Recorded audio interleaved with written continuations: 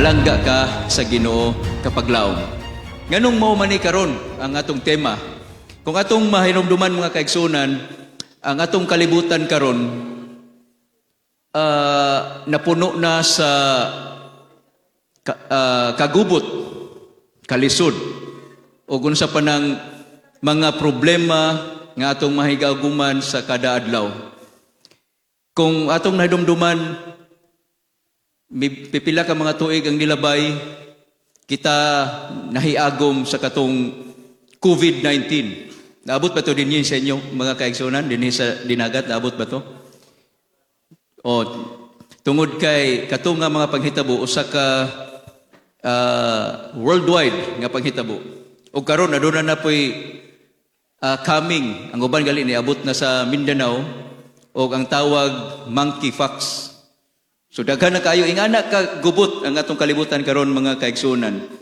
Gani og tungod diha na mga igsoon mo nang ang ato ang uluhan sa atong tema karon kaning palangga ka sa Ginoo. Kung atong balikon ang atong kalibutan karon na puno naman ni sa kagubot, ang pangutana dayon nga dako naapabatay paglaom.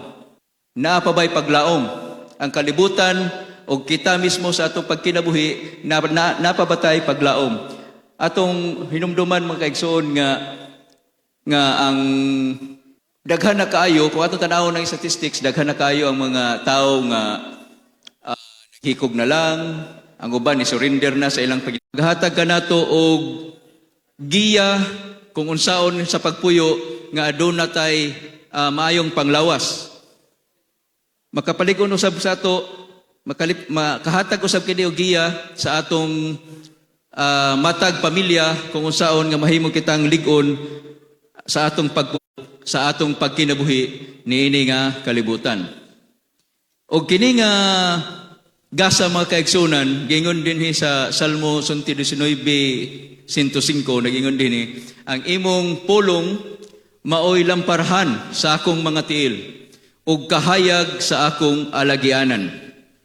So pinaagi kang kinsaman gipadala sa Dios ang iyang mensahe. So mao kani karon ang pangutana mga igsoon kung kang kinsaman gipadala ang mensahe. Dinhi sa Hebrehanon 1:1 nagingon dinhi, sa daghang nagkalaing-laing mga paagi sa Dios misulti kaniadto sa karaang kapanahunan ngadto sa atong mga ginikanan pinaagi sa mga propeta. So ang ato daing ang mensahe daing mga kaigsunan gipadala pinaagi sa mga propeta. So ang sunod dinhi mga igsoon gingon giunsa pagsulat ang kaluwasan. Murag naghang man ang atong PowerPoint pero sige lang magpadayon ta. Giunsa pagsulat ang kasulatan.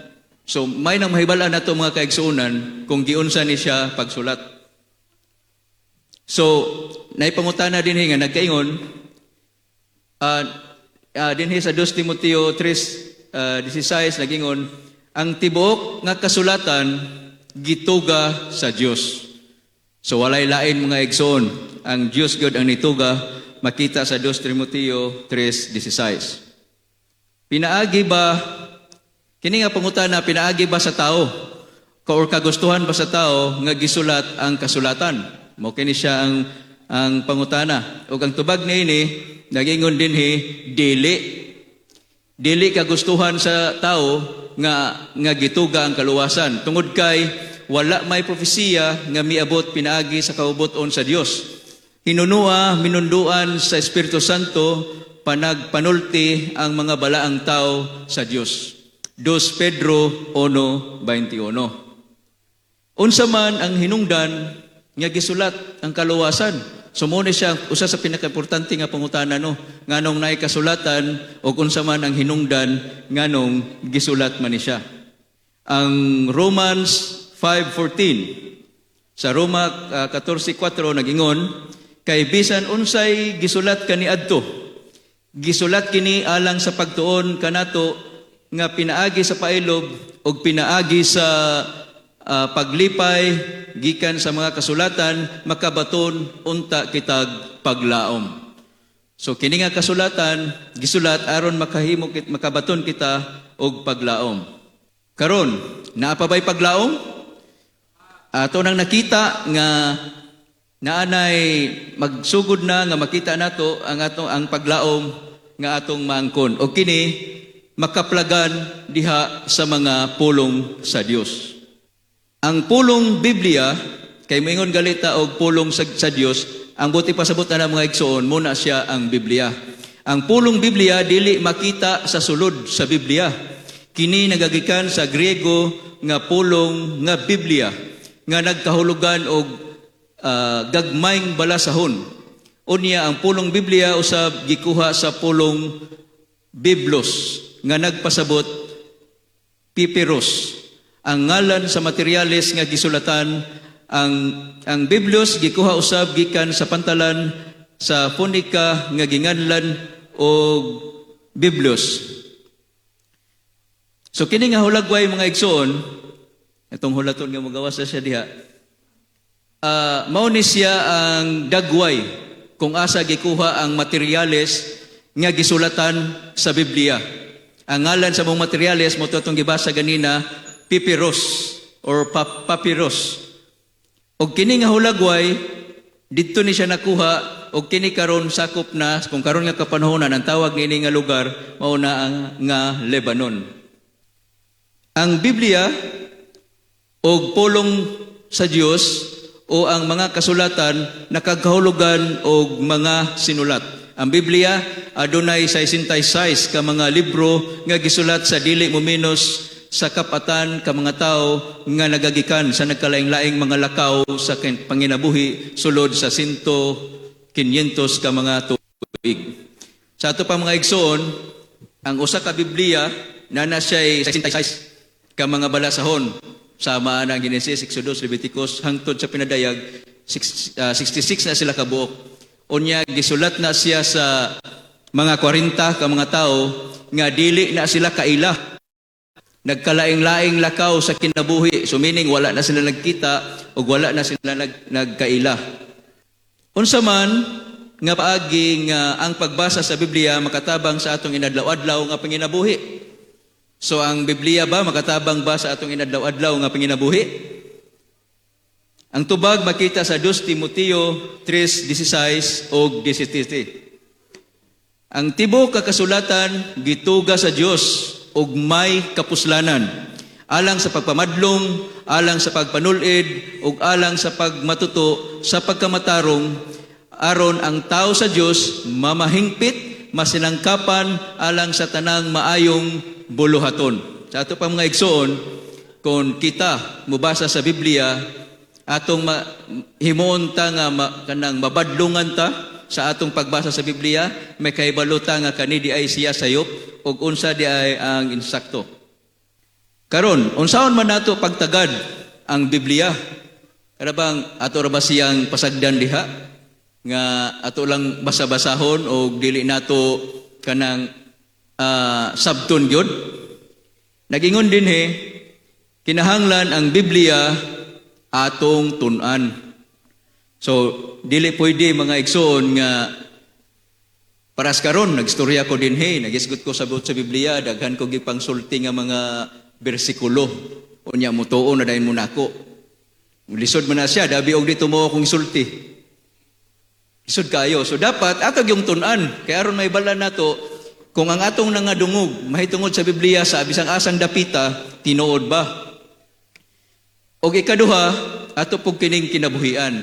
Sa panahon nga mahibal-an na nato kung unsa ang sulod sa Biblia, ato na ning makinabuhian. Dinhi sa buhat 17:11 nag-ingon, og kini nga mga Hudiyuha mabuot pa kaysa mga Hudiyo. Didto sa Tesalonica kay kini sila midawat man sa pulong uban sa bug-os nga pagkamasinabuton nga sa adlaw-adlaw na nagtuon sa kasulatan sa pagsusi kontinuod bagayod ang mga butang nga gisulti kanila. So kinahanglan gyud nato ni siya nga tun-an kay aron makabaluta kung istadihan ba nato o kung tinuod ba. So kini sa sunod morning giingon ako ganiha nga atong kinabuhian. Kinahanglan nato kinabuhian tungod kay nag-ingon ang Mateo 4:4 nahisulat na ang tao mabuhi dili sa tinapay lamang kundi sa matagpulong nga magagula sa baba sa Dios. So dili ra di ay physical nga pagkaon ra atong kanon. Kinahanglan gyapon nato ang pulong sa Ginoo aron kita mahimong magkinabuhi niini nga kalibutan.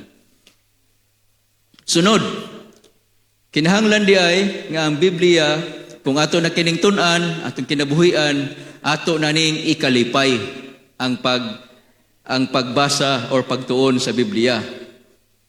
Nagingon din ang imong mga pulong hikaplagan o gikaon ko sila. Pulong ang imong mga pulong alang kanako mo'y ikalipay o pagmaya sa akong kasing-kasing. Makita ni sa Jeremiah 15:16. So, dili lang diay nga makatuon ta, dili lang nga atong kinabuhian, kundi mabatnan pa nato ang kalipay. So karon alang kang kinsaman gisulat ang nagapamatuod. So usa po siya kapangutan ng mga igsoon. Para kang kinsaman day ning Biblia. Nganong ato maning gitun-an karon. Ang Juan 5:39 nag-ingon, kamo nagsusi sa mga kasulatan kay nagahuna-huna man kamo nga pinaagi niini makaplagan or makakaplag kamo sa kinabuhing dayon. Ngani kini mao ang nagapanghimatuod mahitungod kanako. So natin bag-ong nasabtan karon dinhi mga igsoon nga ang pagtuon day sa Biblia makahimo kanato nga kita makakaplag sa kinabuhing dayon. Dinhi usab sa ingon dinhi unsa man ang sarang mahatag ni Hesukristo, unsa may mahatag or ma-offer sa atua ni Ginoong Hesus. Nagingon din sa Juan 10:28. O gihatagan ko sila kinabuhing dayon, og sila dili gayod magalaglag, og walay bisan kinsa nga magaagaw kanila gikan sa akong mga kamot. So nagingon dinhi usas ni siya kapag pantuod nga makita nato dinhi sa Biblia ang kinabuhing dayon nga ihatag sa atong Ginoo. Karon unsaon man nato pagkabot ang kinabuhing dayon? Kaya nakisgot naman taning kinabuhing dayon, unsaon man nato pagkuha ni? Kini nga teksto sigali ang uban kaninyo nakabalo na niini kay usa man ni siya sa pinaka-common Juan 3:16. Kay gihigugma gayud sa Dios ang kalibutan nga tungod niya na gihatag niya ang iyang bugtong anak aron ang tanan nga mosalig kaniya dili malaglag kundi may kinabuhing dayon. Sa unsang paagi magaabot kanato ang pagtuo. So pananglitan ako, nagpuyo ako sa among balay. Unsaon man na nga ang mensahe sama kani atong gitun-an karon maabot sa ako So sa mga tubag sa Roma 10:17, busa ang pagtuo magaabot gikan sa madungog ug ang madungog magaabot pinaagi sa pagwali mahitungod kang Kristo. So madunggan daw nato ang pulong sa Ginoo or ang pagtuo pinaagi sa wali nga sama sa atong gihimo karon. Unsay tawag sa Biblia kanila nga nagabasa, nagapamati o nagasunod sa mga pulong sa inisulat sa ini.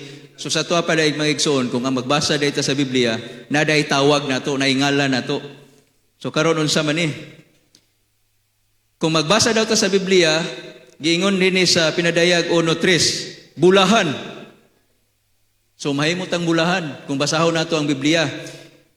Bulahan ang tao nga ngadto sa kapunungan magabasa sa mga pulong sa propesiya o bulahan ang mga nagapatalinghog o nagatuman sa nahisulat niini kay ang panahon haduol na.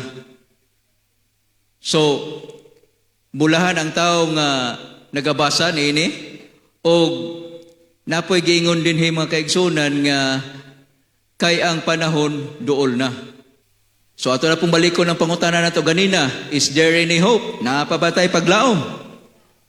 Napa. Mga igsoon, nagingon din or giya alang sa kaayuhan, giya sa kalinaw, o mao kini siya ang maghatag kanato o magpapalig-on sa atong pagpuyo isip usa ka Kristohanon o isip usa ka tao nga nagngandoy nga atong makita ang Ginoo. Mga kaigsunan, sa dili pa nako basahon ning sunod, kini dugang lang ni, wala ni sa ato ang PowerPoint din Pero ako ning nahinumduman sa dihang batanon pa ko. Nangita ko og pagi nga nauso mo sa unang panahon kana bitawng novel na patoy bisag unsa lang nga balasahon. Nya kay di man ko nagbasa. So akong gihimo pag uso sa DVD, na uso tong daghan na kayong movie. So akong nabantayan nga kung magtan-aw day ka og love story. Daghan kayong love story. Gusto kag Pilipino nga love story na pod. Korean karon o bibo kayo na Pero ang pinakanindot nga love story mga igsoon na nato makita sa Biblia. Og kung kinsa na nga love story atong tun-an ang Biblia aron may bala nato kinsa na. Tiabot po ng panahon nga kada bitawng ganahan kay ta mo tan-aw og action movie. Kay mo man ang labi nag mga laki action magay tan-awon ani sa salida. Ako nahibalan nga ang pinakanindot nga action nga storya sa kinabuhi na gihapon sa Biblia. Sama sa ang pinakasikat kayo nga story sa Biblia nga atong mahibalan ang story ni David sa dihang nakig-away siya sa giganting si Goliath. O daghan pa nga mga storya ang atong madungog or mahikaplagan sa Biblia na patong Gideon and his 300. Nga nagisulong nila ang dakong syudad, puno sa mga sundalo nga armado. Unya sila wala sila nagdala og hinagiban, 300 sila kabuok, pero nabunog, nadaog nila ang gubat. Makita na nato gihapon sa Biblia. Og napay daghan nga mga story nga makita nato sa Biblia. Karon, kinsa kaninyo ang musaad nga magbasa o magtuon sa Biblia sa kinasing-kasing gayon? Akong gihangiyo nga ato ipataas ang atong mga kamot. Daghang salamat mga kaigsunan. Kamo nga nasa online, sa Facebook, sa YouTube, or unsa man nga platform ang inyong gitanaw, ako nagtuo og nagsaad, or nagtuo og naglaom nga inyo usab nga basahon og tun-an ang balaan nga kasulatan. Mga kaigsunan, nini nga kagabion, atong natun-an, no? Kita gipahimangnuan. Simple ra kaayo ang utong unang mensahe. Ang balaang kasulatan. It's to remind each and every one of you. Bisag unsa ang inyong relihiyon, bisag unsa ang inyong gituhuan sa inyong mga pagtulunan sa ka iglesia kamo nabilong, sa itong mga kapaglaom online. It's to remind all of us nga kadtong nagabasa sa balaang kasulatan. Unsa daw to? Bulahan. Nganong bulahan man? Salamat kay Sir Andro sa iyang gipadayag nga mensahe. Ngano man? Kay haduol na ang katapusan. Haduol na ang panahon nga mahuman. Bag-o lang na-crash ang eroplano sa India. Grabing trahedya. Karon nagubat ang Iran o ang Israel. Gusto kita kalinaw bigas kalibutan mga kaigsunan. Mga viewers na to. Pero di na to mapungan. Pero bulahan ka kung nagbasa ka niini. Nga naman. Makabalo ka unsay mahitabo. Kabalo ka unsaong pagpangandam. Kabalo ka unsaon nimo pag-atubang makabaton sa espesyal gayud nga giya gikan lamang kanimo. Aron kami maandam sa hinapos nga mga panahon. Aron kami malig-on sa mong pagtuo nga na kanimo kay ikaw ra man mong madalangpan o Dios. Ang crisis mo abot, dili mapugngan. Moabot ang katapusan sa panahon ini nga kalibutan. Apan kami gihimo nimo nga maandam sa among kaugalingon, among gugma nga na kanimo, among mapalig-on pagayod. pinaagi lamang sa among pag-ampo nga na kanimo ug pagpaminaw nimo pinaagi sa pagbasa nining balaang kasulatan. Hinaot nga matag usa karon nga naa dinhi maghimo ni anak asaad nga among paligunon pagyud ang among relasyon nga na kanimo ug ilabi na dungagan pa ginamo among panahon sa pagtuon sa imong mga balaang pulong. Salamat nga ikaw magauban ka namo. Magahatag na mugmaay nga katulogon karon nga kagabion. Kauban sa mga viewers nga naging-uban ka namo online sa ngalan ni Jesus nga among manluluwas. Amen.